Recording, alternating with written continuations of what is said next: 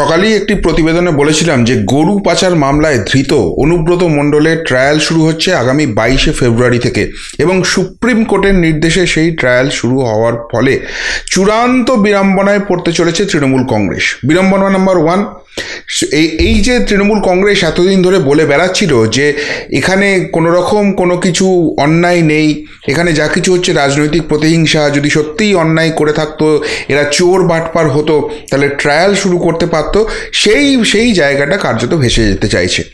এবং 2 নম্বর যেটা আরও মহা বিপদ, সেটা হচ্ছে ট্রায়াল শুরু হলে এই অনুব্রত মণ্ডলের কনভিকশন কার্যত নিশ্চিত।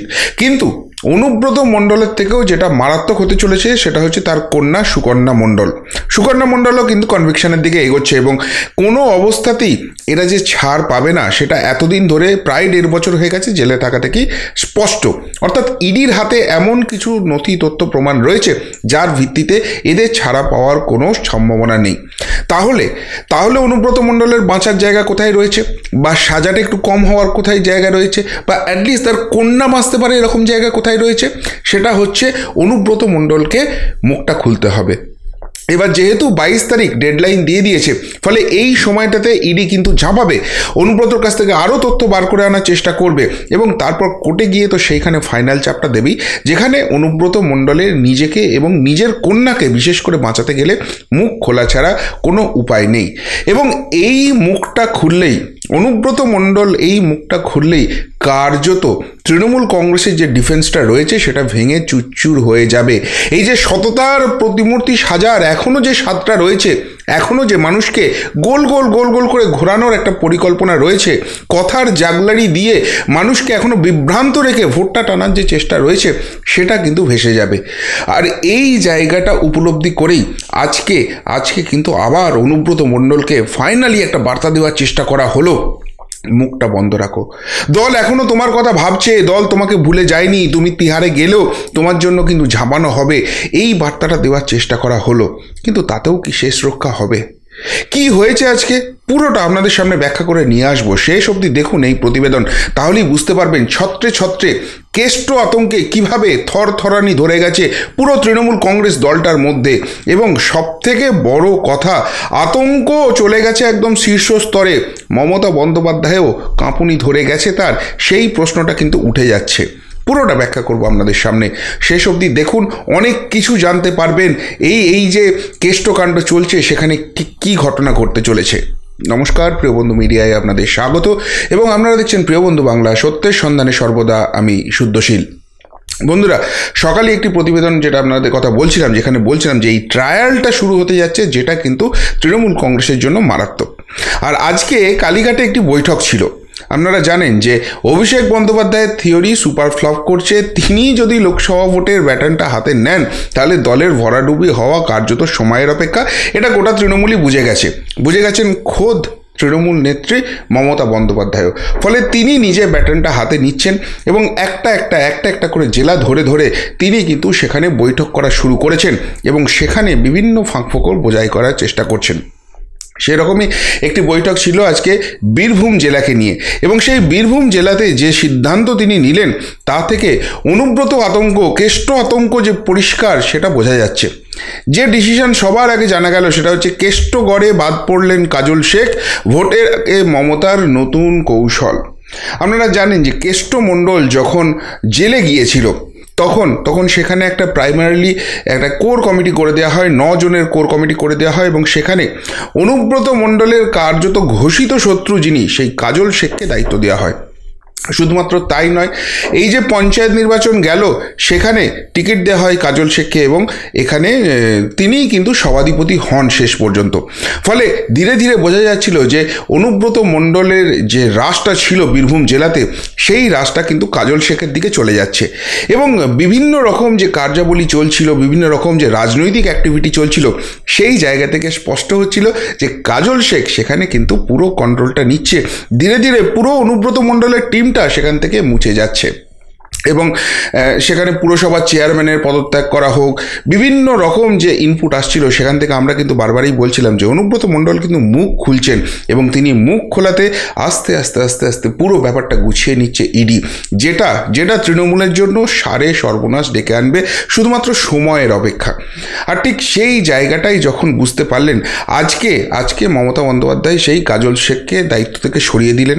শুধু সরালেনই না, পুরো কোর কমিটি ভেঙে দিয়ে নতুন একটা কোর কমিটি করলেন। সেই কোর কমিটিতে কারা কারা আছেন, যে নামগুলো আছে সেগুলো মারাত্মক। কীরকম? চন্দ্রনাথ সিনহা রয়েছেন, বিকাশ রায়চৌধুরী রয়েছেন, রানা মানে অভিজিৎ সিংহ তিনি রয়েছেন, সুদীপ্ত ঘোষ রয়েছেন, আশিস বন্দ্যোপাধ্যায় রয়েছেন। এই পাঁচজন কারা? এই পাঁচজন হচ্ছেন অনুব্রত মণ্ডলের অত্যন্ত ঘনিষ্ঠ। এবং কাজল শেখের বীরভূম জেলাতে উত্থানের পর এরা কার্যত রাজনৈতিক জীবন থেকে একদম ঘরে ঢুকে যাওয়ার মতো জায়গায় চলে গিয়েছিলেন, এমন কথা বীরভূমে কান পাতলেই শোনা যাচ্ছিল। সেই তাদেরকে বীরভূমের রাজনীতিতে পুনঃপ্রতিষ্ঠিত করা হলো কেন? কারণ নাম্বার 1, এই কাজল শেখ দায়িত্ব নেওয়ার পরে সেই জায়গায় কিন্তু পেনিট্রেট করতে শুরু করেছিল বিজেপিও। শুভেন্দু অধিকারী, সুকান্ত মজুমদার সকলেই বীরভূম জেলা নিয়ে ঝাঁপিয়েছিলেন এবং সেখানে ধীরে ধীরে সংগঠন যেভাবে সাজিয়ে নিচ্ছিলেন, সেখানে বোলপুর আসন কার্যত তৃণমূলের হাতের বাইরে চলে গেছে। বীরভূম আসনে এখনও কিছুটা আশা বেঁচে আছে, কেননা সেখানে কিন্তু সংখ্যালঘু ভোটটা রয়েছে। কিন্তু তা সত্ত্বেও ধীরে সেখানে বীরভূম আসনে যেভাবে বিজেপি ঘর গোছাতে শুরু করেছে, বিশেষ করে দুধকুমার মণ্ডলকে সেখানে ফেরত নিয়ে আসা হয়েছে এবং সেই জায়গা থেকে বীরভূম আসনটাও শেষ অবধি রক্ষা করা যাবে কিনা সন্দেহ আছে। এর আগে আমরা নির্বাচন এলেই দেখতাম যে বীরভূম জেলা মানে অনুব্রত মণ্ডল চোখ বুঝে বসে থাকো, তার পাশাপাশি অন্যান্য জেলার দায়িত্ব তাকে দেওয়া হতো এবং তিনি পাঁচনবাড়ি থেকে শুরু করে গুড় বাতাসা, নকুলদানা অনেক কিছু নিদান দিতেন এবং কার্যত একটা সন্ত্রাসের পরিবেশ তৈরি করে বীরভূম জেলা থেকে লুট করতেন এবং তৃণমূল কংগ্রেসকে সেখানে জেতাতেন। বিধানসভা নির্বাচনেও কিন্তু যথারীতি চাপের জায়গা তৈরি হয়েছিল। শেষ অবস্থা সত্ত্বেও 10খানা আসন বার করে নিয়েছিল বিজেপি, এই তৃণমূল কংগ্রেস। বিজেপি মাত্র 1টি আসন পেয়েছিল। তাহলে যে জেলাতে 11টার মধ্যে 10টা আসনে তৃণমূলের আছে, সেই জায়গায় বিজেপি এতখানি কীভাবে ঘুরে দাঁড়াচ্ছে? আসলে সেই সমস্ত জায়গাতেই হারটা হয়েছিল কিন্তু অল্প মার্জিনে এবং বিজেপি তারপরের যে গ্যাপটা তৈরি হয়েছিল সেই জায়গাটা ধীরে কিন্তু গ্রহণ করে নিয়েছে। ফলে কাজল শেখকে সামনে এনে কিন্তু বীরভূমের ফাঁক ফোকর ভরাট করা যায়নি এবং অনুব্রত যেভাবে সন্ত্রাসের পরিবেশ তৈরি করে এখানে ভোট জেতার পরিকল্পনা করত, এবারে সেই পরিকল্পনা করাটা ডিফিকাল্ট আছে। এর পাশাপাশি যেটা আরও মারাত্মক হচ্ছে সেটা হচ্ছে যে ইডির এবং সিবিআইয়ের অ্যাক্টিভিটি। তারা এমন জায়গায় চলে যাচ্ছিল, এমন জায়গায় তারা ঘাটা মারছিল যেখান থেকে পরিষ্কার বোঝা যাচ্ছিল যে অনুব্রত মণ্ডল কিন্তু মুখ খুলেছে। এবার আপনাদের একটা ব্যাপার রয়েছে বা সকলেরই একটা ধারণা রয়েছে যে ওই তলায় কি হয়েছে অত কিছু জানার দরকার নেই, যখন ওই উপরের মাথা দুটোকে ধরবে তখন বুঝবো কিছু একটা হয়েছে, তার আগে কিছু হলেও সেটাকে হওয়ার ধর্তব্যের মধ্যে আমরা ধরবো না। কিন্তু আপনাদের মাথায় রাখতে হবে, আপনি যদি ছাদে উঠতে চান, আপনি যদি মাথায় উঠতে চান, আপনাকে একটা করে সিঁড়ি ভেঙে কিন্তু ছাদে উঠতে হবে। আপনি এক লাফে ছাদে উঠতে পারবেন না কিছুতেই। এবং এই যে বাকিবুরের নাম শুনছেন, এই যে শেখ শাহজাহানের নাম শুনছেন, এই যে সাইগাল হোসেনের নাম শুনছেন, এদের নাম আগে কোনো দিন শুনেছেন? এরাই ছিল ওই একটা সিঁড়ি, সেই সিঁড়িগুলোকে ধরেই কিন্তু অনুব্রত বলুন, বালু বলুন, এদেরকে কিন্তু ধরা গেছে। ফলে এই ছোট ছোট সিঁড়িগুলো খুব ডেঞ্জারাস এবং সেই জায়গাগুলোতেই ইডি এবং সিবিআই কিন্তু পেনিট্রেট করতে শুরু করেছিল। যেমন তৃণমূল কংগ্রেসের যে বীরভূমের জেলা অফিসের ভবনটি তৈরি হয়েছে, সেখানে যারা ইনভলভ ছিল তাদেরকে ডাকাডাকি শুরু হয়েছিল, তাদের কাছ থেকে সমস্ত তথ্য নেওয়া শুরু হয়েছে। অনুব্রত যে কালী ঠাকুর ছিল, সেই কালী ঠাকুরের যে এত গয়না, সেটা কোথা থেকে কি হলো সেই ব্যাপারে হচ্ছিল। আসলে এই যারা ইনভলভ ছিল তারা সমগ্র যে ঝাড়খণ্ড থেকে বীরভূম হয়ে গরু পাচারের, মুর্শিদাবাদ হয়ে যে গরু পাচারের র্যাকেটটা চলছিল, সেইটাকে কিন্তু এরা ছিল ফিল্ড ইন অ্যাকশন। অর্থাৎ অনুব্রত মণ্ডল মাথা হলে এদেরকে দিয়ে পুরোটা এক্সিকিউট করছিল। এবং তার থেকেও বড় কথা, যে টাকাটা এখানে গরু পাচারের উঠতো, সেটাকে গ্রিন করিডর করে কলকাতার একটা বিশেষ অঞ্চলে পৌঁছানো হতো, বিশেষ 2 ব্যক্তির কাছে পাঠানো হতো। সেই যে প্রসেসটা, তাতে যারা ইনভলভ ছিল সেই সমস্ত তথ্য কিন্তু বার করে নিয়ে এসছে। ফলে যখন 22 তারিখ থেকে ট্রায়ালটা শুরু হবে, তখন অনুব্রত মণ্ডলের যে এখানে দোষটা রয়েছে সেটাকে এস্টাবলিশ করার জন্য এই তথ্যগুলো, এই প্রমাণগুলো তো ইডি সিবিআই দেবেই। তার পাশাপাশি অনুব্রত মণ্ডল কিন্তু বুঝে গেছে যে তার কিন্তু আর খুব একটা বাঁচার জায়গা নেই, এই আইনি প্রক্রিয়ার হাত থেকে তার আর রক্ষা পাওয়ার কোনো আশা নেই।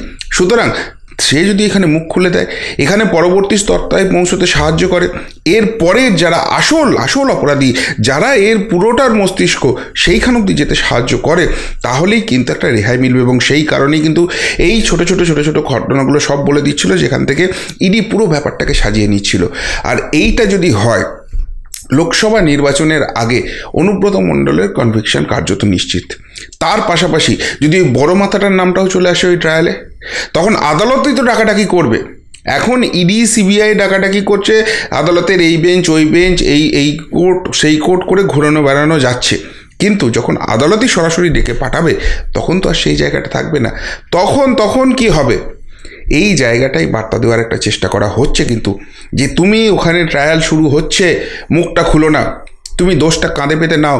এখনও আমরা তোমাকে বলছি, তোমাকে বীরের সংবর্ধনা দিয়ে বার করে আনবো। আচ্ছা বলুন তো, একটা লোক 1.5 বছর ধরে জামিন পাচ্ছে না, 1.5 বছর ধরে চেষ্টা করে যাচ্ছে, শুধু সে নয়, তার মেয়ে অবধি সে বার করতে পারছে না।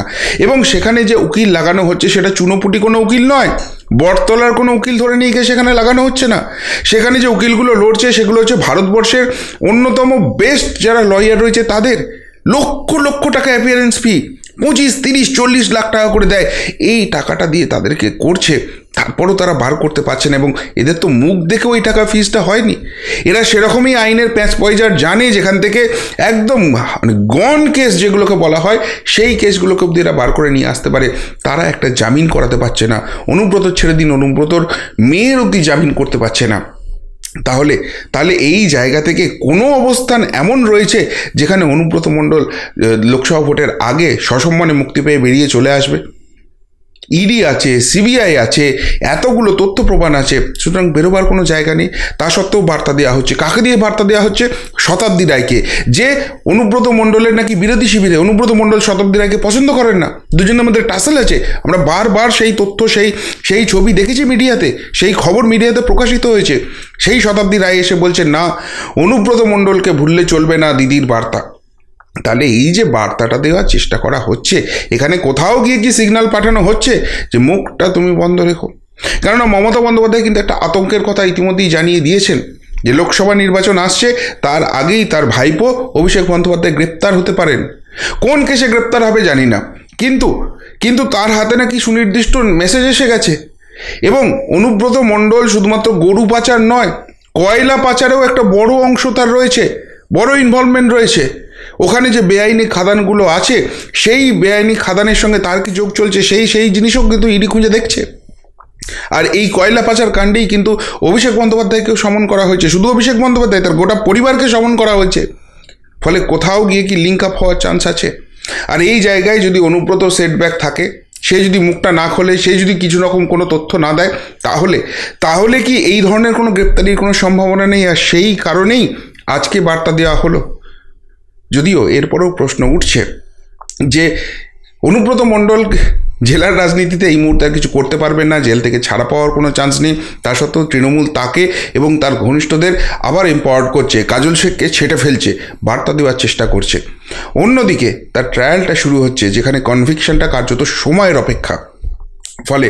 ফলে অনুব্রত কাণ্ড কিন্তু আরও জমে গেল। এবং সেই জায়গা থেকে যে কতখানি কাঁপুনি রয়েছে, কতখানি ভয় রয়েছে, অনুব্রত মুখ খুললে কি আরও বড় রাঘব বোয়ালদের নাম চলে আসবে, অনেককেই জেলে যেতে হতে পারে। সেই কারণে তাকে বার্তা দিয়ে একটা মুখ বন্ধ করে রাখার জন্য চেষ্টা করা হচ্ছে। কিসের কারণে আজকে হঠাৎ করে অনুব্রতকে এত এমফাসাইজ করা হলো 1.5 বছর বাদে? এর আগে কিন্তু অনুব্রত মণ্ডল নিয়ে এত মুখ খোলেননি কোনোদিন মমতা বন্দ্যোপাধ্যায়, এত ইম্পর্টেন্স দেওয়া হয়নি বীরভূমে।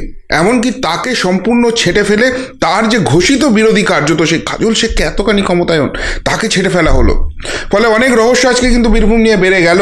এবং অনুব্রত মণ্ডলই যে একটা বড়সড় প্রাণভোমরা, অনুব্রত মণ্ডল মুখ খুললে অনেকের অনেক কিছু বেরিয়ে যেতে পারে, সেই ছবিটাই কি স্পষ্ট হয়ে গেল আজকের পর। কিন্তু গোটা বীরভূম কেন, গোটা বাংলা জুড়ে সেই জল্পনা শুরু হয়ে গেছে। ফলে অনুব্রত মণ্ডলকে নিয়ে তৃণমূলের হঠাৎ করে এত রাজনৈতিক কনসিয়াসনেস কেন, এই প্রশ্নটা তো জাগছেই। এর উত্তরটা আপনাদের জানা আছে? যদি জানা থাকে তাহলে অবশ্যই কমেন্ট বক্সে কমেন্ট করে জানাবেন। এমনকার মতো এখানেই শেষ করলাম, ফেরত আসছি নতুন প্রতিবেদন নিয়ে খুব তাড়াতাড়ি। ভালো থাকবেন, সাথে থাকবেন, পাশে থাকবেন। নমস্কার।